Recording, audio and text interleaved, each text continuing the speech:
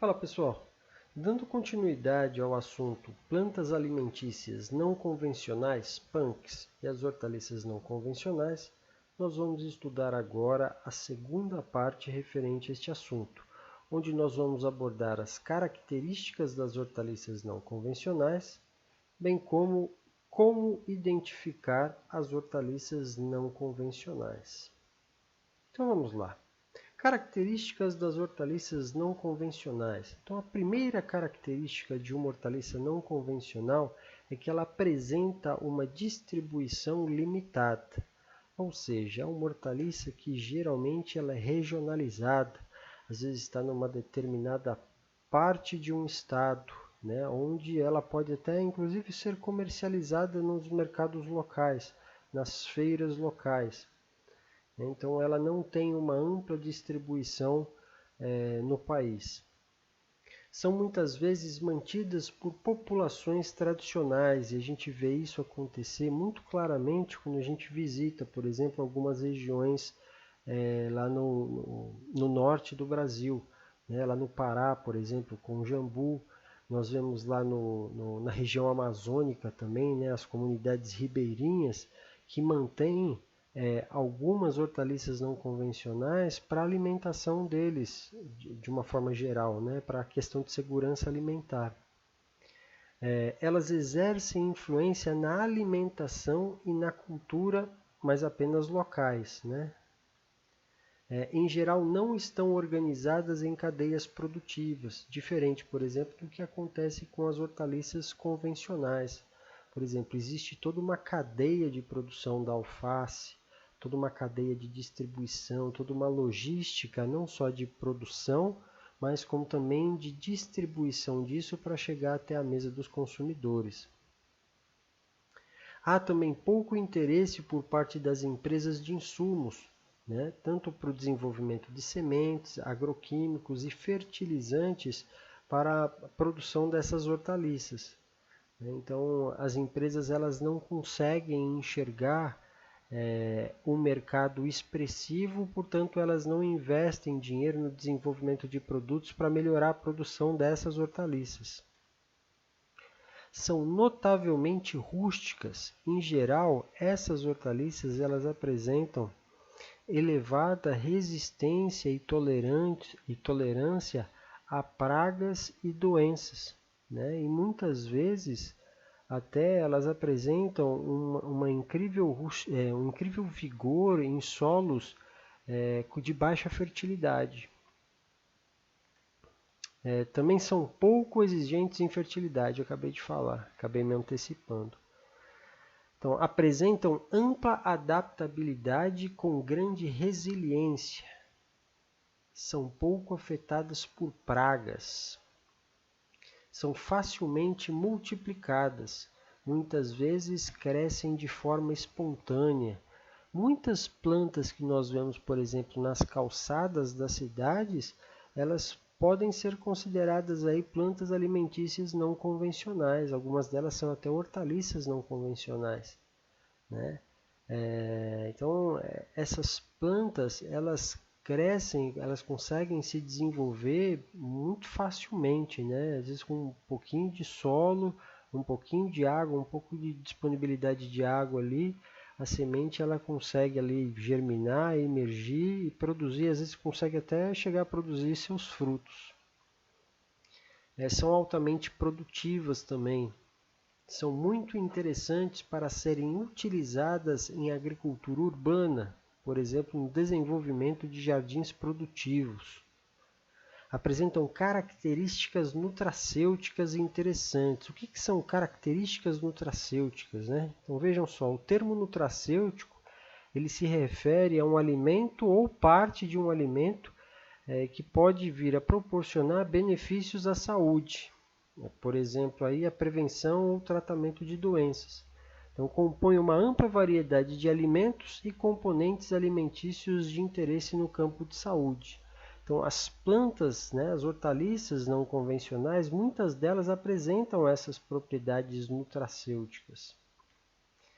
Por fim, aqui, elas carecem de ações de pesquisa e desenvolvimento. Então, eu acho que Aqui está, acho que o ponto principal, né, para nós, que é o desenvolvimento de pesquisa utilizando essas plantas, né? Então a gente pode, de alguma forma, trabalhar com essas plantas e tornar elas mais visíveis, né? Principalmente no que tange a questão de segurança alimentar, né? das pessoas, das populações. Na sequência aqui nós vamos ver um pouquinho a respeito de alguns trabalhos, né, que endossam, né, que confirmam essas características que foram apresentadas.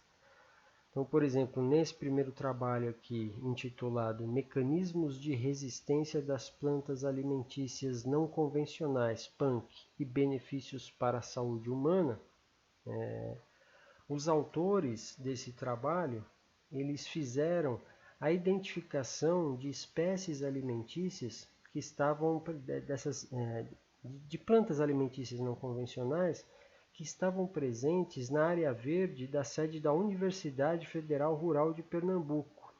E a partir da identificação dessas espécies, né, eles trabalharam especificamente com o Amaranthus deflexus, o Solanum stromonifolium, a Conisa bonariensis, a Piper marginatum e a Alternanthera tenella. Então, eles identificaram essas plantas na área verde da Universidade Federal Rural de Pernambuco. E aí eles realizaram uma revisão de literatura sobre essas plantas alimentícias não convencionais. Então, com base nas informações que esses pesquisadores encontraram, eles verificaram, por exemplo, que se essas plantas, né, se elas fossem introduzidas no cardápio do restaurante, por exemplo, restaurante universitário, elas poderiam prevenir e muitas vezes combater algumas doenças crônicas não transmissíveis que acometem os seres humanos, além de disponibilizar possíveis nutrientes para a manutenção fisiológica básica do corpo.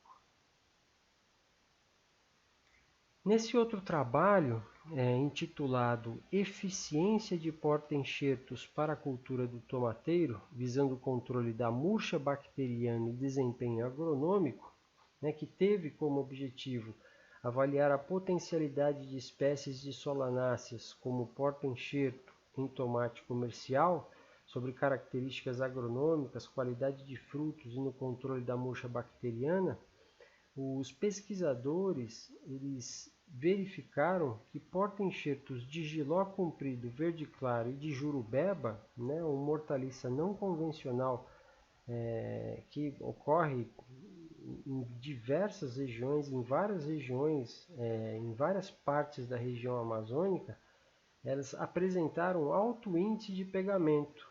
Apresentaram também resistência à murcha bacteriana. Para quem não sabe, naquela região lá, mais de 80% dos solos são contaminados com murcha bacteriana, né? Também a produtividade, né, foi extremamente alta, igualando-se aí estatisticamente a testemunha, né, pelo menos nas condições, né, de desenvolvimento do trabalho. Portanto, esses dois porta-enxertos, né, essas duas espécies, né, tanto o jiló comprido verde claro quanto a jurubeba juna, eles foram capazes, né, de conferir condição, de dar a condição adequada para a produção do tomateiro, mesmo em solos contaminados com murcha bacteriana.